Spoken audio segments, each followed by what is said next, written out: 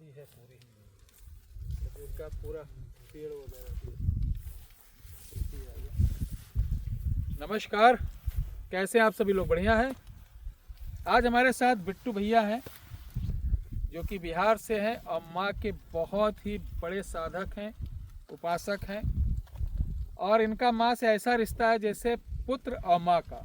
एक होता भक्त का और भगवान का, आपका है पुत्र और माता का। और आप बहुत ही सज्जन व्यक्ति हैं, बड़े ही सरल और बहुत ही भावुक। बस गुरुजी आपका भी संस्कार दिया हुआ है। नहीं, ये आपके माता पिता का है। देखिए, बहुत सारे हमारे पास शिष्य भी लोग आते हैं, कुछ लोग भाग भी जाते हैं क्योंकि वो इस चक्कर में आते हैं कि गुरुजी मुझे कुछ पका पकाया दे दें और ऐसा मैं दे दूं कि वो जाके काम करना चालू कर दूं। तो ऐसे तो यूट्यूब पे बहुत गुरु हैं, आप वहाँ देख सकते हैं। और जो पेवर लोग होते हैं वो टिके रहते हैं, जैसे आप 5-6 साल से जुड़े हुए हैं, गोरखपुर के हैं, बहुत जगह से लोग हैं। एक वो आप क्या नाम है उसका, एमपी वाले का, उज्जैन वाले का लड़का है, वो बहुत अच्छा लड़का है। तो जिसके अंदर सहनशीलता नहीं होगी वो कुछ नहीं, जल्दीबाजी वाले को कुछ नहीं मिलता है। हाँ, ये बात अलग है कि यूट्यूब पर कुछ लोग कहते हैं अगरबत्ती जलाते शक्ति पीछे पीछे आ जाएगी, हाँ? भोग देते शक्ति पीछे पीछे आ जाएगी। शक्ति तुम्हारी नौकर है कि हमारे बाप की नौकर है? कौन गुरु दिलवा देगा इसे? गलत तो नहीं बोल रहा हूँ। अगर भोग देते, अगरबत्ती जलाते हैं तो बहुत कुछ हो जाता, बहुत कुछ हो जाता। आज वीडियो में भी हमने भी यही लिखा है कि दूध देते शक्ति आपके पीछे पीछे। तो ध्यान से सुनना, मैं शक्ति आपको दिलाऊंगा। किस तरीके दिलाऊंगा? मेहनत आपको करना पड़ेगा। तंत्र मंत्र यंत्र बहुत ज़्यादा कोई नियम नहीं, कुछ भी नहीं कर सकते हो। तो थोड़े से दूध की विद्या बताऊंगा, लेकिन उससे पहले 2 शब्द सुन लीजिए। हमारे देवी देवता या भूत प्रेत या जिन या ऊपरी शक्तियां जो हैं, इनको कई विभागों में बांटा गया है। सबकी एक अलग अलग ऊर्जा होती, नकारात्मक, सकारात्मक, और इनकी श्रेणियां होती हैं। अब अगर हम बात करें कि यक्षिणी, परी, भैरव, काली भोग देते पीछे पीछे, तो इस तरीके की देवी देवताओं के बारे में शब्द लिखने वाला, वीडियो बनाने वाला वो महामूर्ख आदमी होगा, या उसको शास्त्रों का या सनातन का ज्ञान नहीं होगा। वो बहुत बड़ा समझिए कलयुगी राक्षस होगा जो देवी देवताओं के बारे में ऐसा बोलता है। भाई, हमारे देवी देवता वो कोई डॉगी थोड़ी ना कि फेंक दिया घर चलो। भैया, गलत तो नहीं बोल रहा हूँ? जी, आपका नौकर थोड़ी ना है। तुम्हारा नौकर थोड़ी ना है, वो देव है, भगवान। अरे भाई, साधना तो छोड़ो, आप मंदिर जाने के योग हैं कि नहीं, पहले इसको मापो। पहले अपने आप को नापो कि मंदिर चले जा रहे हो दर्शन करने, घंटा बजा रहे हो जी। हर चीज की पात्रता होती है, उस पात्र हैं कि नहीं आप जी। पूजा करते समय ऐसे ऐसे दे रहे हैं, फूल दे रहे हैं, फोन भी बात कर रहे हैं, ये सब नहीं चलता है पूजा में।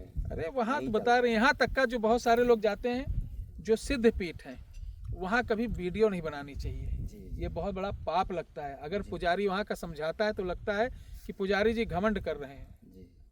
उसकी आरती समय, भगवान की आरती समय, अर्चन के समय, तर्पण के समय किसी प्रकार की वीडियो या फोटो खींचना, या अपने ध्यान को वहाँ पर अगर हो, अन्य ध्यान अपना केंद्रित करते हैं, दिखावा पूजा नहीं होना चाहिए, तो नहीं होना चाहिए।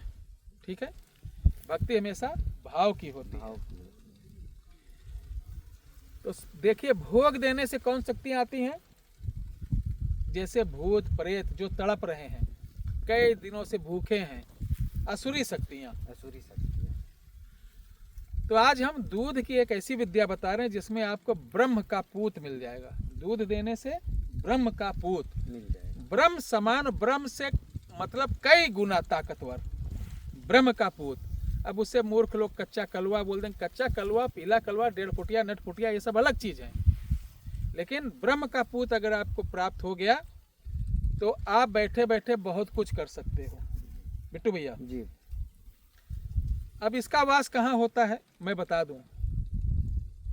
आप हाईवे, नेशनल हाईवे पे, या जो आपके शहर से कनेक्ट करती हुई सड़कें रहती, वहाँ देखिए देवस्थान एक नहर के किनारे, पुलिया के किनारे, या आसपास पीपल का वृक्ष बहुत बड़ा रहता है। जी। अब बड़े बड़े शहरों में तो लोग काट देते हैं, हाँ, काट। तो पीपल का वृक्ष रहता है। उस पीपल का एक होता है जिसे बोलते हैं एरिया थान। थान मतलब एरिया। एरिया। इन लोगों का भाई एक समूह होता ग्रामीण है, एरिया। ग्रामीण एरिया। जैसे ग्रामीण एरिया होता है तो प्रेतों की एरिया होती है। थान, बहुत से लोग कहते हैं इस पे पूरा थान आ गया है। थान आ गया। थान मतलब हजारों भूत प्रेत आ गए हैं।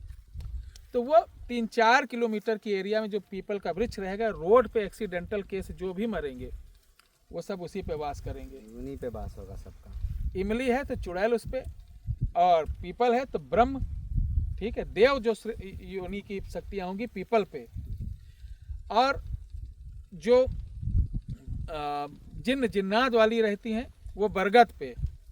जी। गुलमोहर पर सबसे निकृष्ट आत्मा रहती है, गुलमोहर का पेड़। गुलमोहर का। हाँ, ध्यान रखना, ये कोई बताएगा नहीं। अब हमें क्या करना चाहिए? अगर आप इच्छुक हो तो सबसे पहले मांस, मदिरा, लहसुन, प्याज आपको 40 दिन के लिए त्यागना होगा।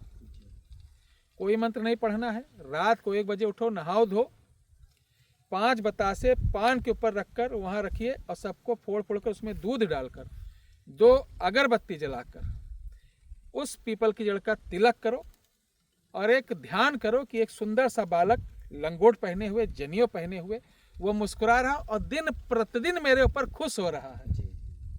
बिट्टू भैया, भाव करो ऐसे। भाव, प्रणाम करिए और घर चले आइए। ये डेली रात को मुश्किल से 10-5 मिनट का है। मैं कहता हूँ अगर आपका चरित्र, चित्र और सोच अच्छा रहेगा, 40 दिन सब कुछ त्याग करके मेरे भाई सिर्फ इतना करके देखो, 40वें दिन वो प्रकट होगा, हाजिर होगा, और आपको अपना पूरे परिचय देने के साथ आपसे प्रतिदिन दूध और बतासा लेता रहेगा, आपका काम करता रहेगा।